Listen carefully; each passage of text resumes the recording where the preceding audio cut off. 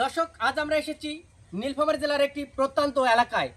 আপনারা যে সাঁকোটি দেখতে পাচ্ছেন, এই সাঁকো দিয়ে প্রায় 3 গ্রামের হাজারো মানুষের চলাচল ঘটে। আপনারা দেখতে পাচ্ছেন যে এই ঝুঁকিপূর্ণ সাঁকো দিয়েই স্কুল কলেজের ছাত্রছাত্রীরা এই দিক দিয়ে চলাচল করে। আর এই অঞ্চলে বিশেষ করে কেউ অসুস্থ থাকলে তাকে যাতায়াতের খুবই সমস্যা হয়।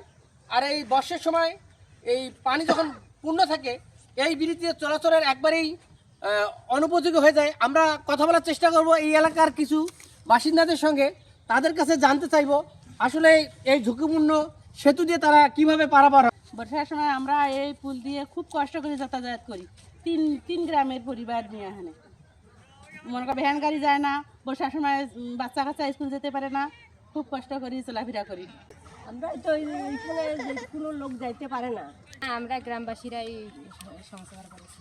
তিরিশটা আমরা দিছি, কিন্তু কেউ নির্বাচনটা গেছি, কেউ দিয়ে চায় না, দেয় না। আমরা আসলে পাড়াপতি 3 বার পাড়াপতি দিয়ে পুলখান দিছি, কাঠের পুলটাও দিছি, কেউ দিয়ে চায় না। নির্বাচন যাবে বলে তোমার একটু পাড়াপতি সবাই উঠলে গ্রাম ঘুষি দাও।